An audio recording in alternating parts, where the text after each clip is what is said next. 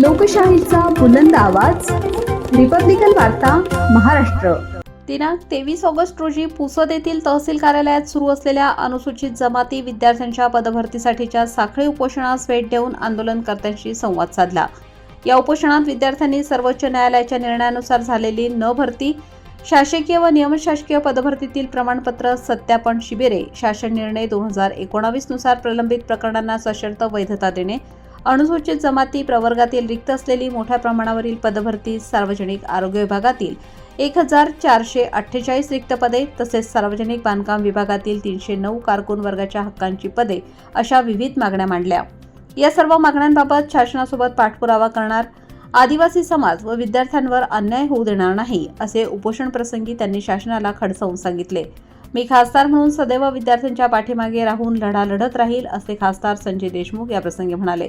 यावेळी प्रामुख्याने उपस्थित यवतमाळ, वाशिम लोकसभेचे खासदार संजय देशमुख, माजी आमदार संतोष टारफे, रंगराव काळे, माधवराव वैद्य, राजेंद्र मरसकोल्हे, सचिन नाईक, देविदास टाकोरे, संदीप आढाव, बुद्धरत्न भालेराव, मालतीताई मिश्रा, मारुती भस्मे, ज्ञानेश्वर मेटकर इत्यादींची प्रमुख उपस्थिती होती। सहकार्यानं या लोकसभेमध्ये आम्हाला खासदार म्हणून पाठवलेला आहे। आम्ही आमची भूमिका इमानदारीनं प्रामाणिकपणे आमच्या आदिवासी समाजाच्या बांधवांसोबत आम्ही प्रामाणिकपणे राहू अशी ग्वाही सुद्धा दबाव तंत्र या ठिकाणी चाललेला आहे। मी शासकीय यंत्रणेला सुद्धा सांगू इच्छितो की आमच्या आदिवासी समाजाच्या बांधवांवर या ठिकाणी या उपोषण मंडपात बसलेल्या लोकांवर कोणत्याही प्रकारचा अन्याय जर तुम्ही करत असाल, दबाव तंत्र निर्माण करत असाल, तर संजय देशमुख स्वस्थ बसणार नाही अशी ग्वाही तुम्हाला या ठिकाणी देतो। या यवतमाळ जिल्ह्यामधील संपूर्ण शिवसेना पक्ष तुमच्या पाठीमागे या ठिकाणी गंभीरपणे उभा आहे। मी या ठिकाणी आजच गेल्यानंतर या राज्याचे मुख्यमंत्री, या राज्याचे उपमुख्यमंत्री यांना पत्र लिहिणार आहे।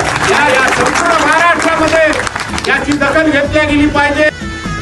मंडपामध्ये की 2017चा जीएफ जो आहे त्याच्यात सर्वोच्च न्यायालय मान्य केलेली 12,500 पट्टी आम्ही भरू, पण राज्य सरकारनं आतापर्यंत त्याच्यावर कोणताही निर्णय घेतलेला नाही। मग असं का बरं होते? आदिवासी विद्यार्थ्यांना 12,500 भरती आहे ती तात्काळ करण्यात यावी ही आमच्या विद्यार्थ्यांची विनंती आहे।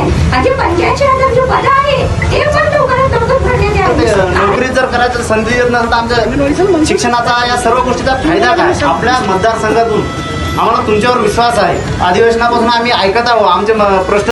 रिपब्लिकन वार्ता न्यूजसाठी Vidarbha उपसंपादक Rajesh Dhole, Yavatmal. Subscribe now and press the bell icon. Never miss an update.